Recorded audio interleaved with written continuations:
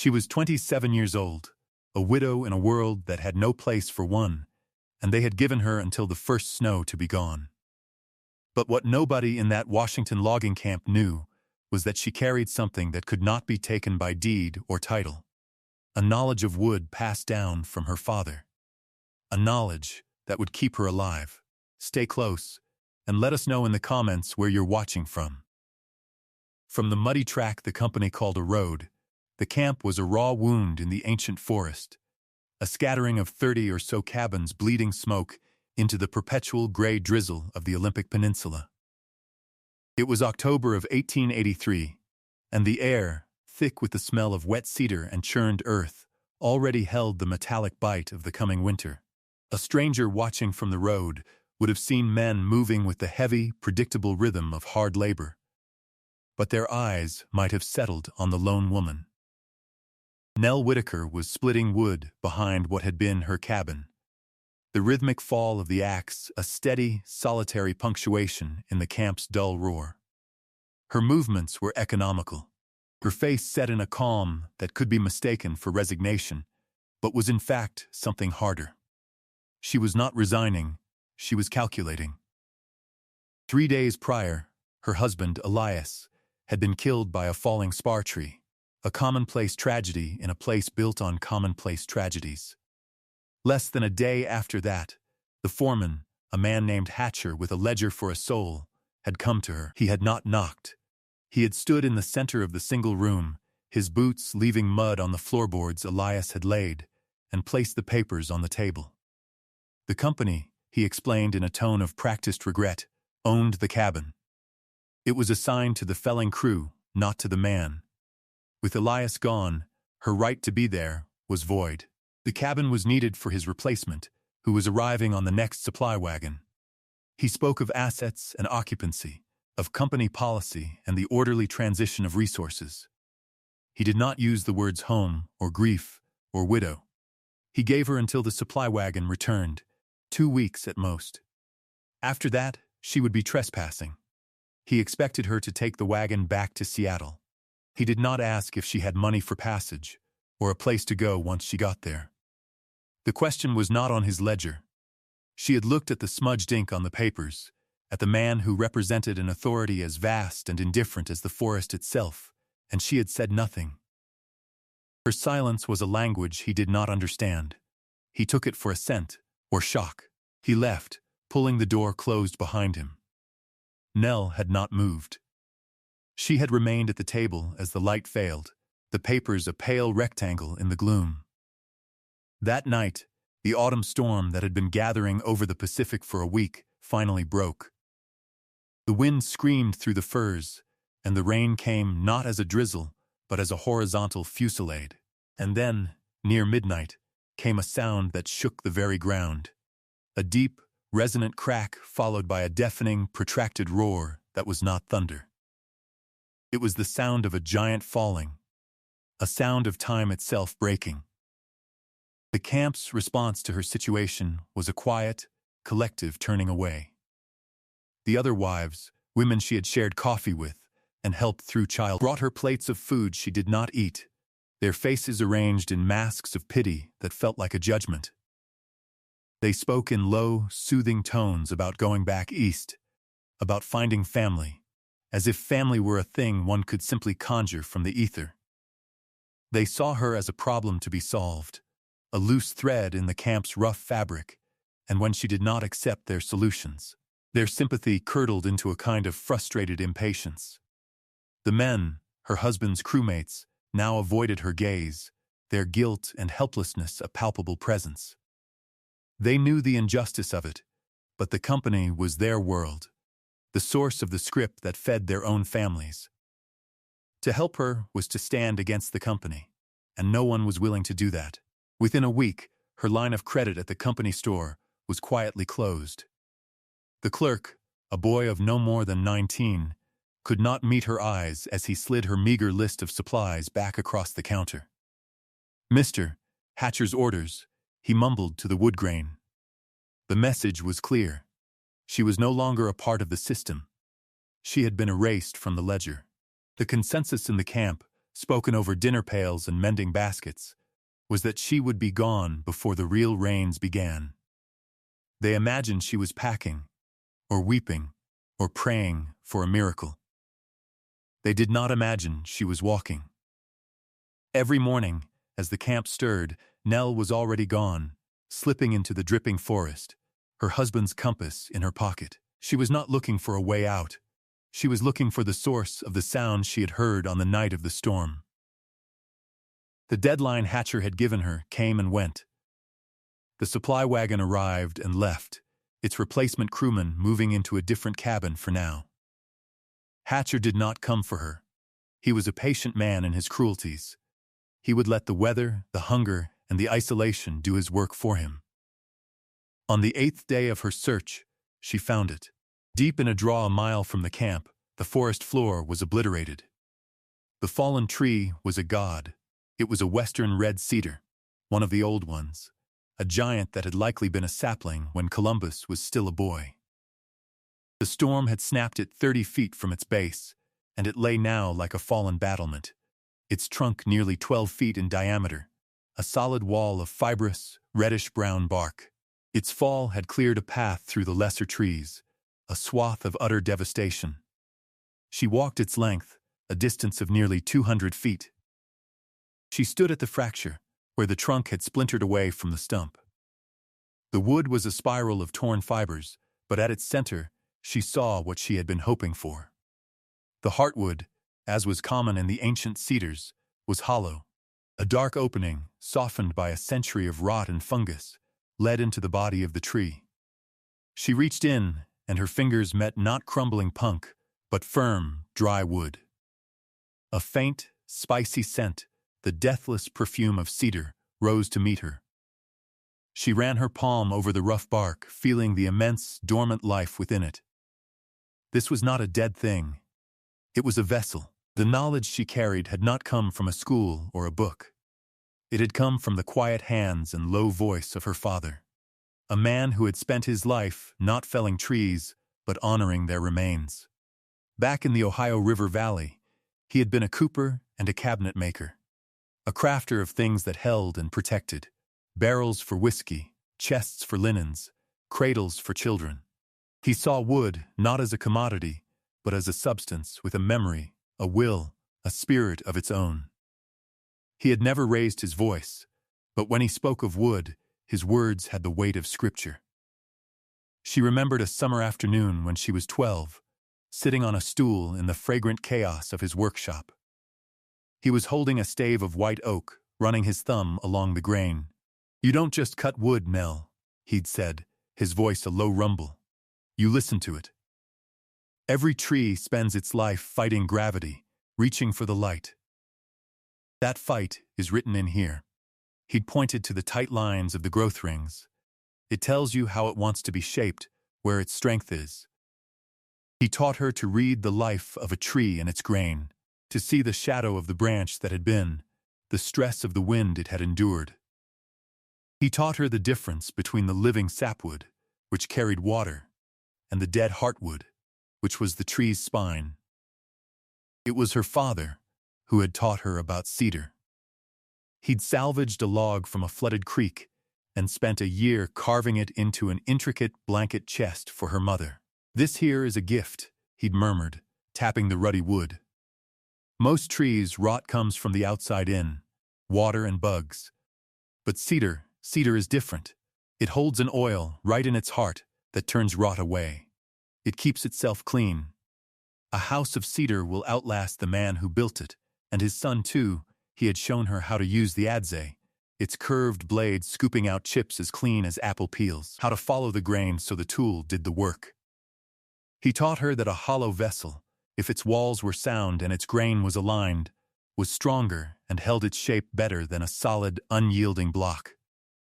She had stored these lessons away without thinking, the way a child stores the cadence of a lullaby or the shape of a familiar room. They were part of the texture of her childhood, attached to the scent of sawdust and the patient rasp of her father's tools. They were not memories, they were principles. She had not believed them so much as she had absorbed them. Now, standing in the Washington rain, The echo of his voice was no longer a comfort. It was a blueprint. It was a set of instructions for staying alive.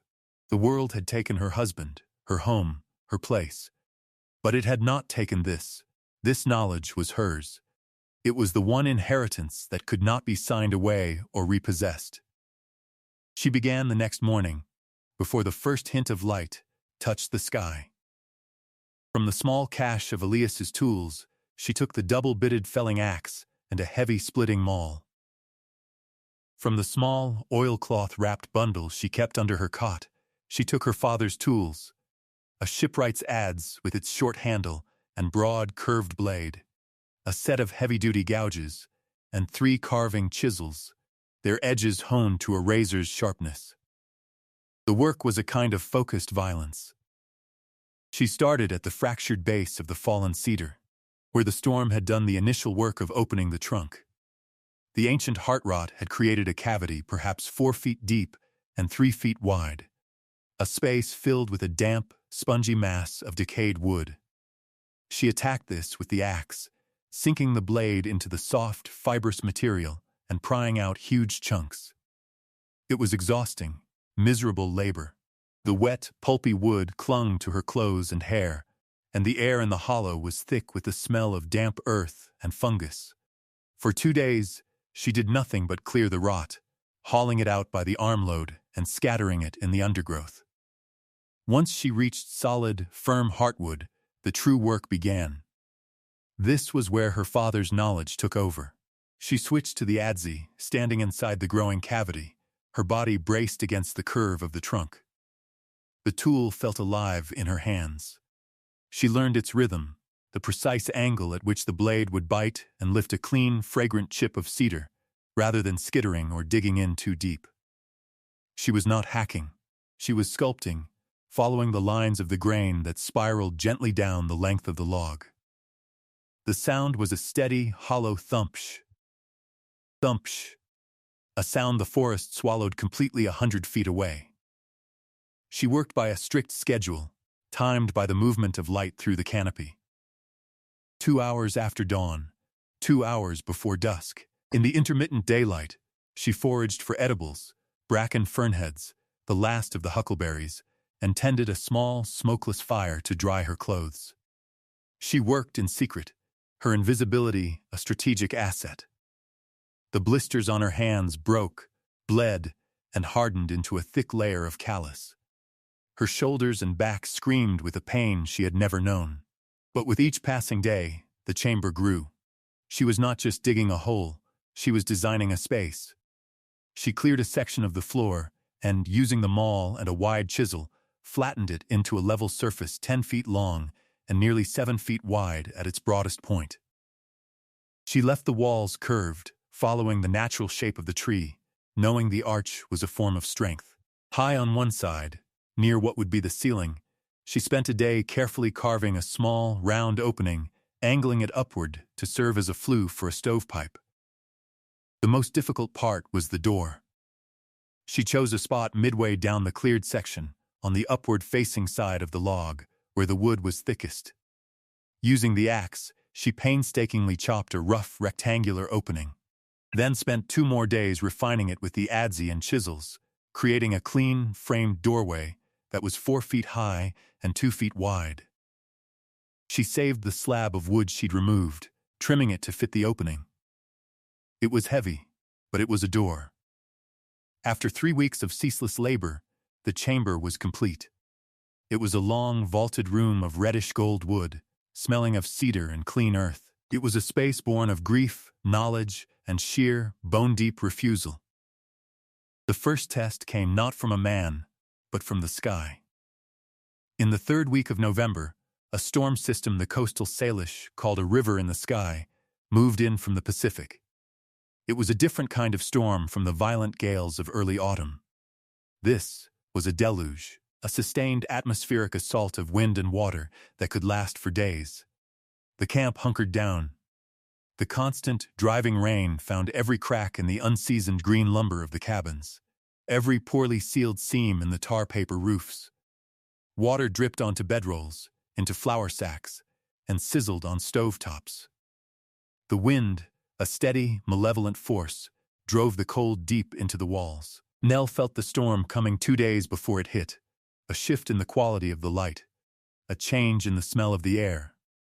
She spent those 2 days moving her few possessions from the cabin she no longer had a right to into the chamber she had carved from the world's indifference.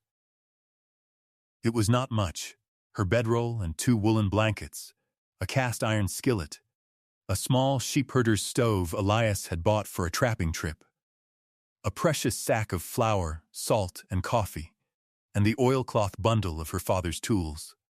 She made a last trip at dusk, just as the first sheets of rain began to fall, carrying a bucket of glowing coals from her fire, nested in a bed of ash.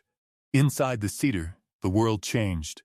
She sealed the heavy slab door, wedging it shut with a block of wood. The roar of the wind and rain immediately softened, becoming a deep, resonant drumming on the thick wooden shell above and around her. It was a sound that felt ancient and protective, the sound of being inside a drum while the world beat upon it. She carefully transferred the coals to the small stove, added a few pieces of dry kindling she had stored, and opened its draft.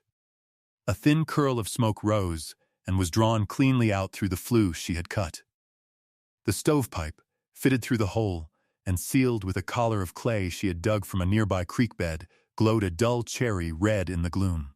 The small chamber, roughly 80 square feet, began to warm. The heat radiated from the stove, striking the curved wooden walls, and instead of escaping, it stayed. The massive 12-inch thick walls of cedar, themselves a powerful insulator, absorbed the warmth and began to radiate it back. She lit a single candle.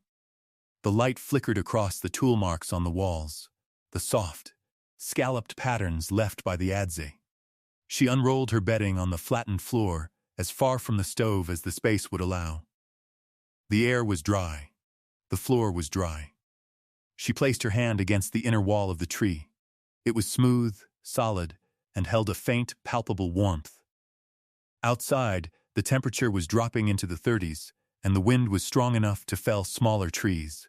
Inside her cedar, the air stabilized at a comfortable 55 degrees.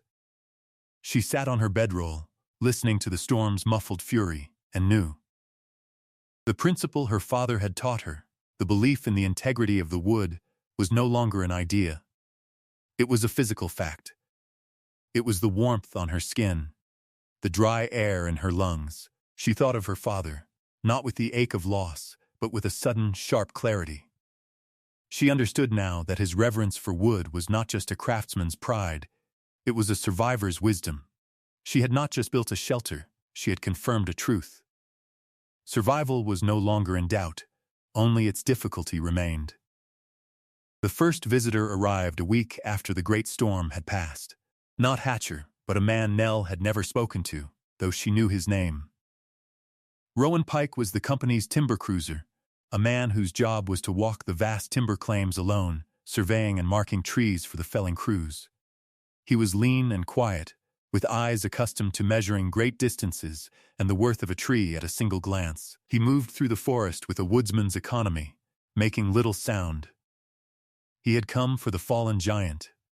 A cedar of that size was a prize, worth a small fortune in shingles and siding, even with the heart rot.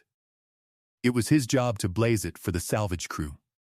He found the log easily enough, but as he approached, he saw things that did not belong. He saw the neat pile of cedar chips, already weathering to a soft gray. He saw the faint wisp of smoke rising from a point midway down the trunk. And then he saw the door.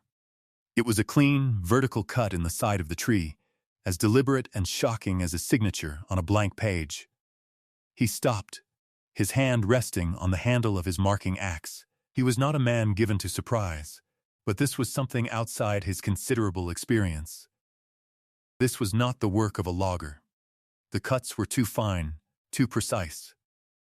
He approached the door and knocked, the sound a soft, solid thud. After a moment, the heavy slab of wood scraped inward, and Nell stood in the opening, framed by the warm, dark interior. She said nothing, her expression calm and unreadable. Rowan Pike looked past her, into the chamber. His eyes, trained to assess volume and value, took in the details in an instant: the flattened floor, the curved, tooled walls, the small stove radiating a visible shimmer of heat, the dry bedroll. He saw not a squatter's hovel, but a piece of masterful, intuitive engineering. He understood the principle of it: the immense thermal mass, the natural insulation of the wood. He knew, with a certainty that startled him, that this strange burrow was warmer, drier, and safer than any of the 30 slapdash cabins in the camp. He looked back at Nell. "You did this?" he asked, his voice low. She simply nodded. He stood there for a long moment, the silence broken only by the drip of water from the ferns. He looked at the massive trunk, then back at her. He could have marked the tree, reported her, and had her removed in a day. Instead, he turned without another word and walked away, leaving the bark of the great cedar unblamed. His visit, however, had not gone unnoticed. 2 days later, Hatcher appeared, his face a mask of cold fury. A campboy had seen the cruiser near the fallen cedar and reported the smoke. Hatcher had come expecting to find a crude lean-to, a pathetic shelter he could dismantle with a few kicks. He found the same impossible door Rowan Pike had found. He did not knock. He shoved the door open and stared, his mind struggling to reconcile the value of the timber with the scene before him. He saw the space not as a home, but as a violation. Thousands of board feet of prime cedar hollowed out, ruined. "What in God's name do you think you're doing?" he snarled. Nell, who had been mending a tear in her shirt, did not flinch. "I'm living," she said. The simplicity of her answer seemed to enrage him further. "This is company property," he said, his voice tight. "This log is worth more than your husband made in a year." He stepped forward, his boots scuffing the clean floor. "The salvage crew will be here in a month, maybe less. They'll cut this thing into sections right where it lies. I suggest you aren't in it when they do." He looked around the warm, dry space, then back at her, a flicker of something cruel and satisfied in his eyes. "Let the winter have you," he said. And then he was gone, leaving the cold air to rush into the warmth she had made. The winter did not come all at once. It seeped in, a slow tide of cold that saturated everything. The relentless rain of November gave way to a wet, heavy snow in December that did not melt, but accumulated, loading the branches of the firs until they bowed and sometimes broke with a sharp crack. For the logging camp, the winter was a siege. The cabins, built of green, unseasoned lumber, began to actively conspire against their inhabitants. The wood warped and shrank in the cold, opening new cracks for the wind to probe.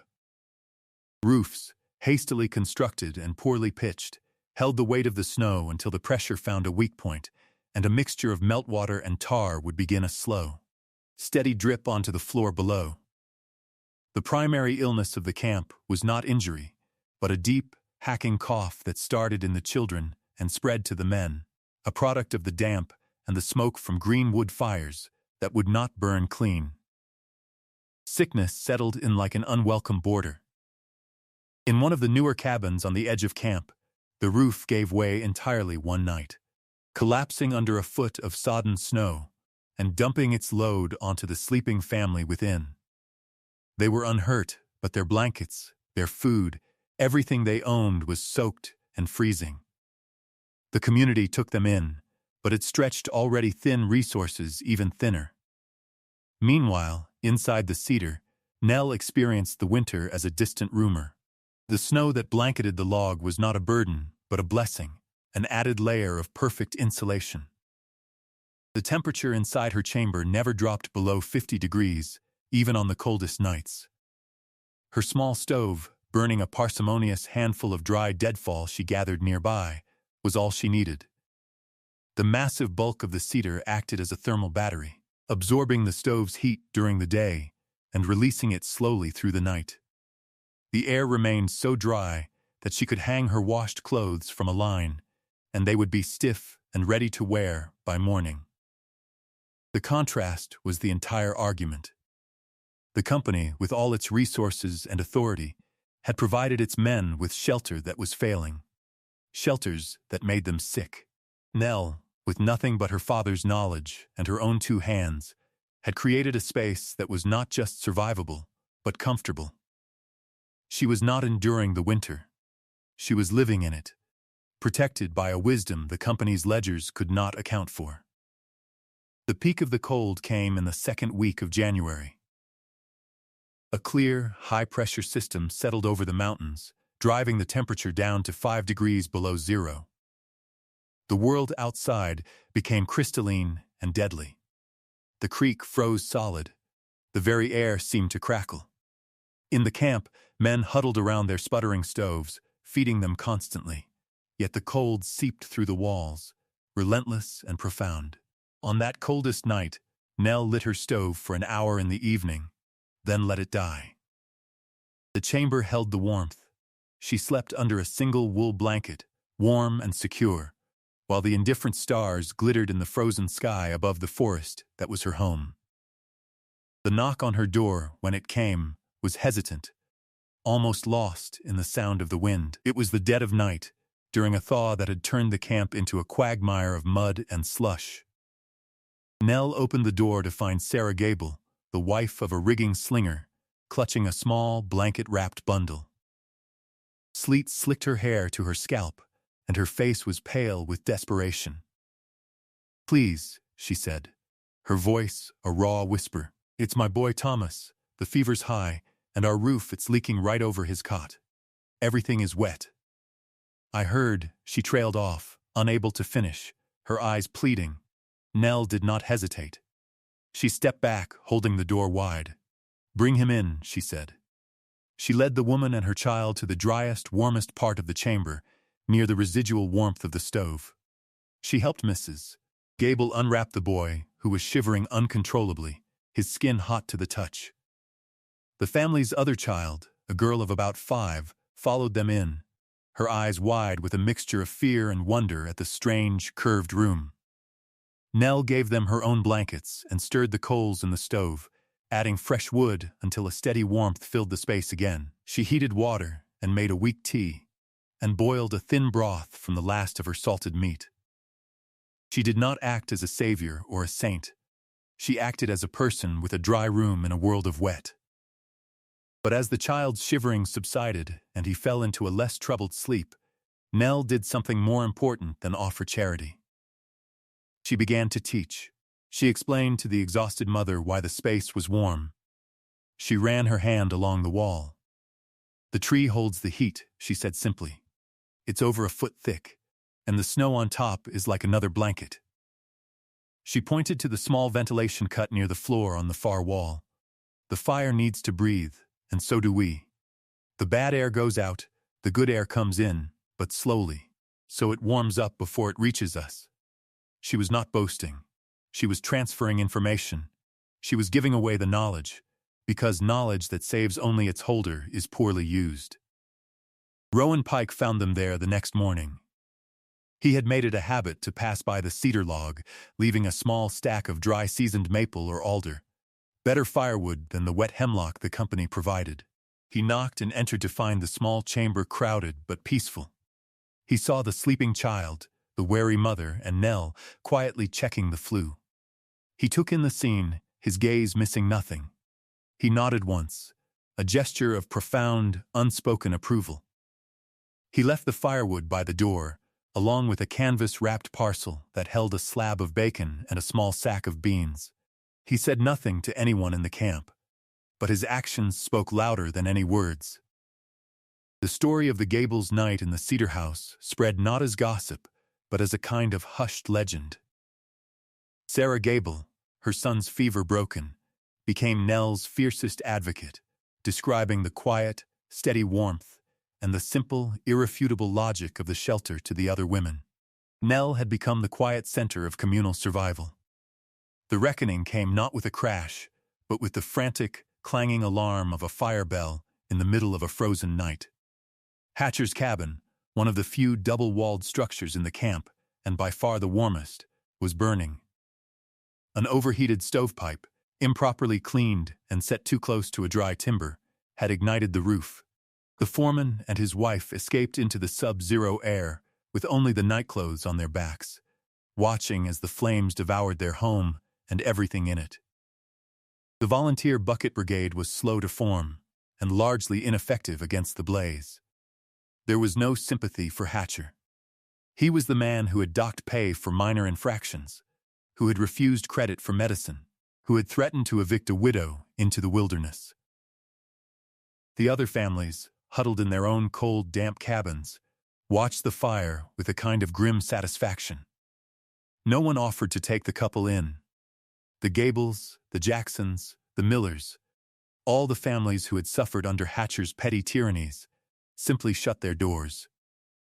Shivering and in shock, his authority burned to embers along with his possessions. Hatcher was truly homeless for the first time in his life. It was Rowan Pike who found them, huddled under a thin blanket someone had grudgingly tossed their way. Hatcher's wife was weeping, her face smudged with soot. Hatcher himself seemed broken, staring at the smoldering ruins. "You'll freeze out here," Pike said, his voice flat. "There's only one place in this camp that's warm and dry tonight." Hatcher looked up, the understanding dawning on his face, followed by a wave of profound humiliation. He didn't have to ask. Pike led them through the snow, a silent, grim procession. He knocked on the cedar door. When Nell opened it, her face illuminated by the candle inside, Pike simply said, "They have nowhere to go." Nell looked at the foreman and his wife, their faces pinched with cold and misery. She saw not the man who had threatened her, but two people on the edge of freezing.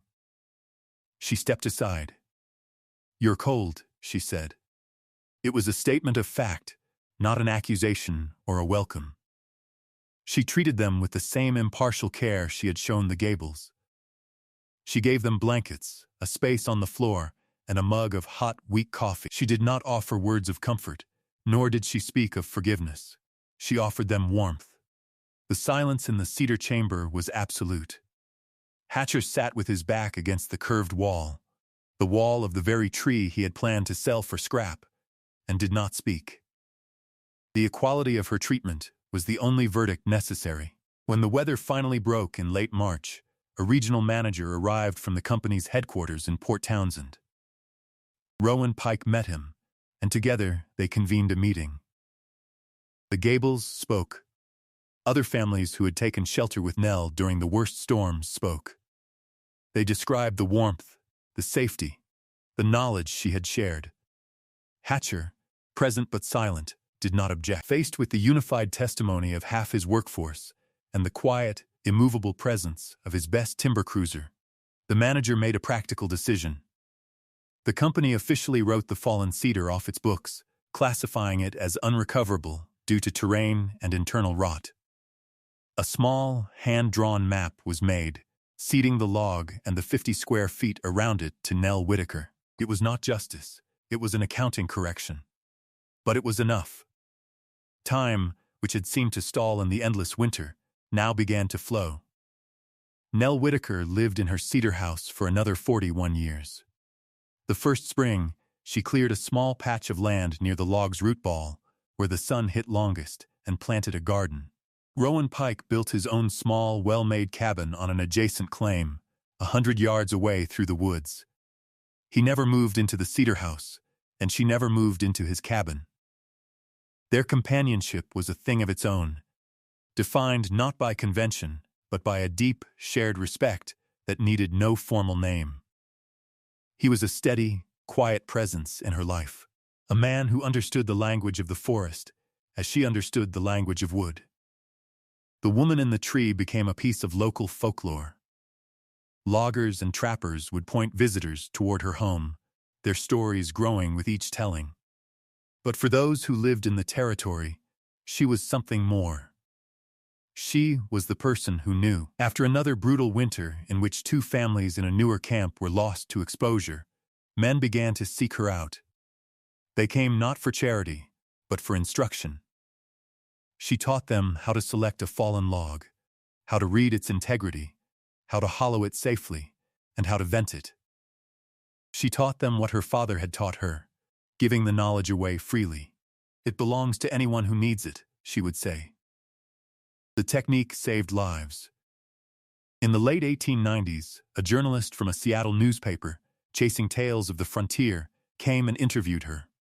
He wrote a florid article that painted her as a romantic eccentric, a woodland dryad living a fairy tale life.